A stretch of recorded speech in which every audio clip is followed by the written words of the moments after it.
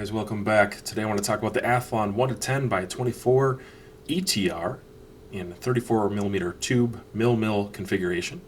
So I should tell you right off the bat that I did receive a deep discount on this. I did pay for the optic, but I received a deep discount from one of the gentlemen who helped design the reticle, so thank you first of all to Kevin. When I first got the optic, well, it took quite a while because it turns out it's not that easy to design well and build well a 1-10 first focal plane optic that is, relatively compact. There's a lot of design features going into this, and it isn't as simple with the math as some people would have thought. I would be one of those people. I thought it would be more simple. I thought it would be just like making a 1-8, but it turns out it's a little bit more complex.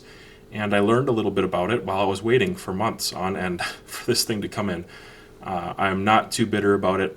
I understand they needed to do a good job. They didn't want to have a bunch of recalls or sendbacks. And so I'll tell you, first of all, this optic is very good. It's going to be a positive, a glowing, absolutely glowing review of this optic. I love it.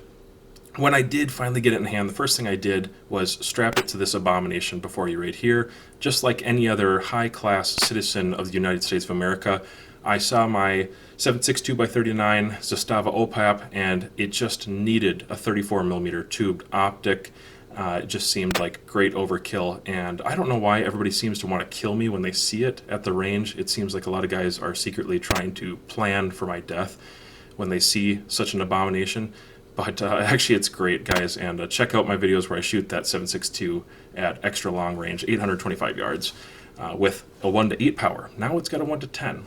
Next, moving on to what you're looking at here, nobody starts with the windage, and so I thought I would start with the windage in review. It's a cap turret. It is resettable to 0. I almost never use the windage for anything, and so I'll just leave the cap on. Nice tactile clicks, good grippy features. The ocular focus there, or your reticle focus, turns way out and all the way back in, that's where I leave it. It's got good grip to it. The reticle illumination, I'll talk more about that in a little bit. 6 settings on this with 0 in between. All right, an important note here. When you're ready to set your 0 on this optic, it's not exactly like the other ETR. With this one, it's a lift to operate turret, and you need to lift it before you actually set the 0 stop. And this 0 stop does not look exactly the same as some of the other optics. It does look differently. So basically by lifting that, what happened is it elevated this piece right here, which is connected to your rector tube assembly, and this stainless bit is the limiter, and it engages this strange looking piece over here. I haven't seen something like this before. This is new to Athlon. As far as I'm aware, no other devices they have lock in or engage into a feature like this. And it's got a slotted screw on top. Leave this device alone. Don't touch that. This right here, something you're probably familiar with, it uses just the tiniest of little Allens. I'm not excited about that, just to be honest with you, but you're going to loosen them all up. And this piece right here engages, if I can just show you, and it's going to turn and stop. So it's going to come close, and then your last click, it just stops like that right there. And so it's a physical 0 stop, stainless against stainless. That's a nice touch. And then you're going to go around and just oh man, this thing is so tiny. I wish it was a bigger Allen, to be honest with you. Small complaint, but it does matter. These little ones are just easy to get wrong and then strip out. If you forget what it is or you'll misplace your Allen, it's just so easy to strip that out with the wrong one. Anyways, you're just gonna barely get that snug. That's good. And then you can go ahead and throw on your cap right on 0 and your screw. And this doesn't really work very nicely with actual like flathead or slotted screwdrivers, so you're gonna, I don't know, probably use a quarter most of the time, but you just tighten that down, and it's technically tightening against the 0 stop once you got it right, so it should be fine. And there you go. Give it test for function a few times.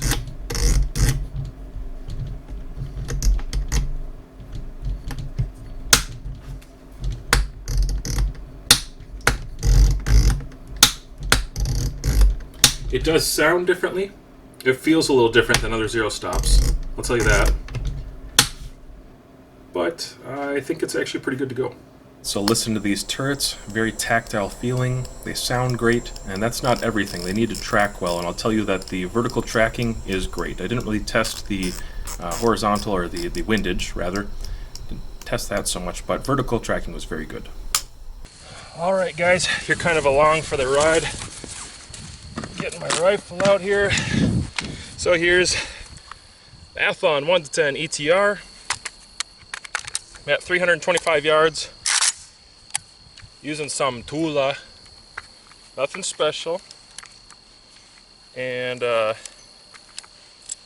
have a 2/3 size silhouette down there. Ah, dang it, hold tight, I gotta go get my ears real quick.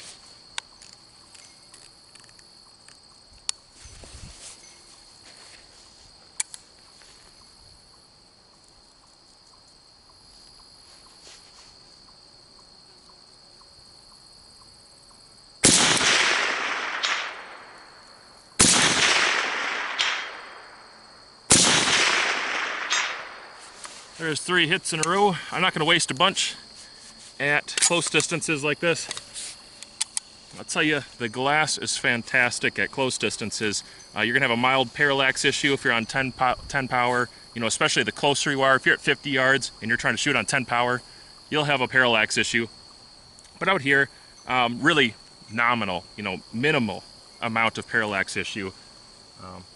I am okay with that it doesn't have an adjustable parallax. I think the setting that it's at right now, so far between 100, 200, 300, and then back to 50, it was pretty good. It worked well. I definitely tone it down. I probably keep it on 1 power at 50 yards and wouldn't go beyond that. But at 100 and further, 10 power seems to be great. Taking a look at the reticle. I really like the reticle. It's one of my favorite features. That illumination there, you can go ahead and judge if that's daylight bright for you. You'll get a few more chances to look at that. So we started on 10 power and we're down to 1 power. I don't believe this is a true 1x scope. It's very hard to do with a 1-10, and I don't fault them or blame them. It doesn't even bother me a little bit that it's not a 1x in, you know, true fashion. There's a little bit of distortion. There's just minor imperfection there. But the reticle itself is very usable all the way through. Everywhere that you see information, all that information is usable. There's no edge-to-edge issues. Great clarity, very good all around. I really like that reticle, and I've used the holdovers pretty often.